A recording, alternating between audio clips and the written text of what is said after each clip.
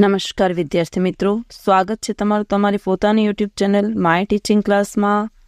આજે આપણે ભણીશું ધોરણ 10 વિષય વિજ્ઞાન ગાલા સ્વાધ્યાય પોથીમાં આવનાર એકમ કસોટી માટે આવેલા આઈએમપી પ્રશ્ન તમને હું આપું છું। જો વિદ્યાર્થી મિત્રો પાઠ 5ના એકમ કસોટી માટેના આઈએમપી પ્રશ્નો આપણે કરીશું। ચાલો વિભાગ એમાં જુઓ।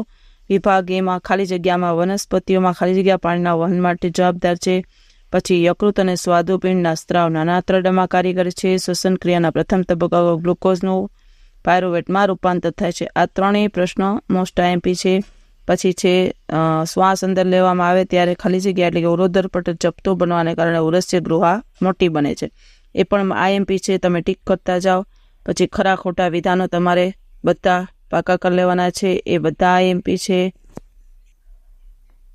પછીનો 21મો પ્રશ્ન છે જોડકો વિભાગ એ અને વિભાગ બી, એ પણ મોસ્ટ આઈએમપી છે વિદ્યાર્થી મિત્રો। પછી જોઈએ 25મો પ્રશ્ન તૈલોદીકરણની વ્યાખ્યા આપો, એ પણ મોસ્ટ આઈએમપી છે, તમે તમારા સ્વાધ્યાય પોથીમાં ટીક કરી શકો છો। પછી છે વાયુ કોષ્ઠો કોને કહે છે, એ મોસ્ટ આઈએમપી છે। પછી છે લસિકાનું નિર્માણ કાર્ય કેવી રીતે થાય છે, એ મોસ્ટ આઈએમપી છે। પછી ત્રીજો પ્રશ્ન જો પ્રારંભિક ગાળણમાં કયા પદાર્થો હોય છે, એ તમારે પાકું કરી લેવાનું છે વિદ્યાર્થી મિત્રો। પછી છે બાષ્પોત્સર્જનની વ્યાખ્યા આપો, એ પણ તમારે આઈએમપીમાં ગણવાનું છે। પછી 34મો પ્રશ્ન નાઇટ્રોજન યુક્ત ઉત્સર્ગ દ્રવ્યોના નામ આપો, એ પણ તમારે કરી લેવાનું છે। 35મો પ્રશ્ન પણ મોસ્ટ આઈએમપી છે પ્રકાશ સંશ્લેષણ ક્રિયાનું સમીકરણ લખો। પછી 36મું એટીપીનું પૂરું નામ, એ બંને મોસ્ટ આઈએમપી પ્રશ્નો છે। પછી 39મું બેવડું રુધિર પરિવહન એટલે શું, એ પણ તમારે પાકું કરી લેવાનું છે। જેટલા મોસ્ટ આઈએમપી પ્રશ્નો છે એ મારી સાથે સ્વાધ્યાય પોથીમાં તમે ટીક કરતા જાઓ। હવે પછીનું આપણે જોઈશું આગળ।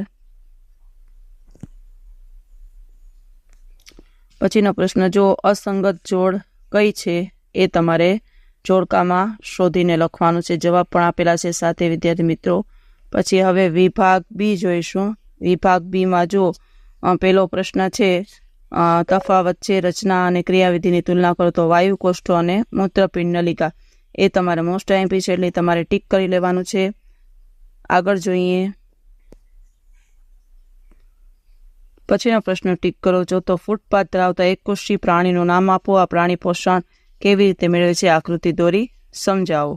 પછી છે તફાવત છે મોસ્ટ આઈએમપી ધમની અને શીરા, ધમની અને શીરાનો તફાવત તમે આઈએમપી તરીકે લખી શકો છો।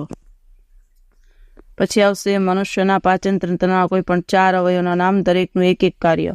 7મો પ્રશ્ન આઈએમપી છે। પછી 8મો પણ લખો, ટીક કરો, એમાં મનુષ્યના શ્વસન તંત્રમાં કોઈ પણ 4 અવયવોના નામ અને તેનું દરેકનું કાર્ય, બંને અલગ અલગ છે। જો વિદ્યાર્થી મિત્રો ઉપર છે પાચન તંત્ર અને નીચે છે શ્વસન તંત્ર। પછીનો 13મો પ્રશ્ન છે તફાવત આપો, એ પણ જારક શ્વસન અને અજારક શ્વસન, એ પણ મોસ્ટ આઈએમપી છે જારક શ્વસન અને અજારક શ્વસન, એ તમે લખી શકો છો।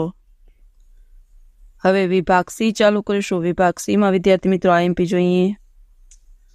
એમાં ટૂંક નોંધ આવશે ચોથું વિષમપોષી પોષણ, ટૂંક નોંધ લખો વિષમપોષી પોષણ, એ આઈએમપીમાં લખો। પછી છે વિભાગ ડી, તો વિભાગ ડીમાં જોઈએ પછીનો પ્રશ્ન મનુષ્યના હૃદયની અંતસ્થ રચના દર્શાવતી નામ નિર્દેશિત આકૃતિ દોરી, તેમાં રુધિરનું પરિવહન સમજાવો, આ પણ મોસ્ટ આઈએમપી પ્રશ્ન છે વિદ્યાર્થી મિત્રો। ચાલો વિદ્યાર્થી મિત્રો 5મા પાઠની અંદર આપણે જૈવિક ક્રિયાની અંદર તમને મોસ્ટ આઈએમપી પ્રશ્નો આપ્યા છે, એ રીતે તમારે પરીક્ષાની તૈયારી કરવાની છે।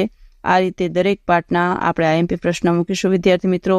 તમે મારી સાથે જોડાયેલા રહેશો। જો તમને આ વિડીયો ગમ્યો હોય તો લાઇક કરશો, તમારા મિત્રો સાથે શેર કરશો અને મારી ચેનલને સબસ્ક્રાઈબ પણ કરશો। આવજો।